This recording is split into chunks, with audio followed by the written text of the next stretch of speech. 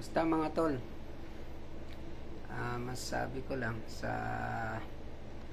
mga tumatakbo sa barangay at SK election, sana manalo matalo, tanggapin nyo ng maluwag sa buong puso sa inyong kalooban. Alam nyo naman, ang panunungkulan hindi habang buhay yan. At sana manalo matalo, tanggapin nyo ng buong puso. Alam naman ng mga tao kung kayo ay mabuting tao o sa salita lang magaling, sa pangangkampanya. Pagdating ng nakaupo na sa pwesto, hindi natin malaman. Sana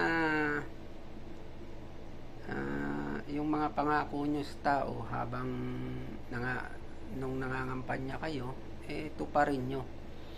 At tiyak na kahit anong mangyari, ihahalal at ihahalal uli kayo ng taong bayan.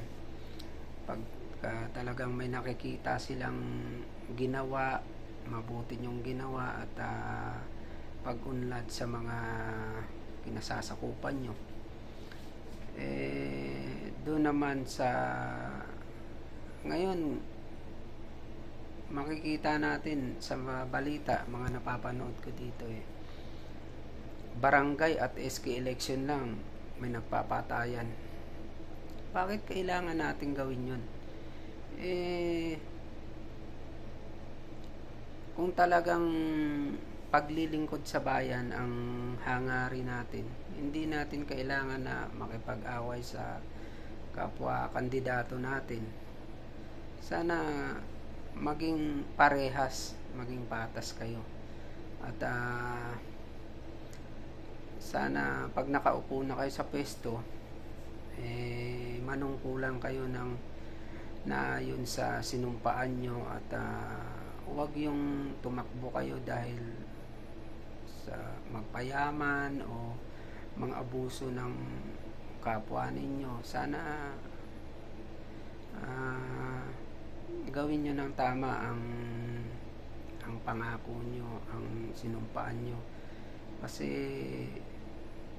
ang panunungkulan sa gobyerno may kaakibat na napakalaking responsibilidad dyan. Kaya sana kung ano yung sinumpaan nyo o kung ano man yung mga sinabi nyo sa kayo nangangampanya pa lang, sana tuparin nyo, kasi kawawa naman yung taong nagluklok sa inyo dyan na naghahangad ng maayos na panunungkulan ninyo. Sana huwag mag-away-away dahil lang sa panandaliang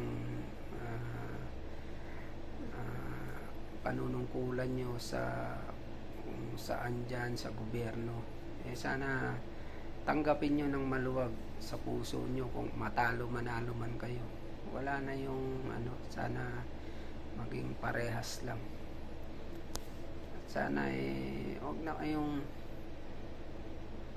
patayan dyan dahil lang sa ganyan. Yun lang mga tol, ingat tayong lahat.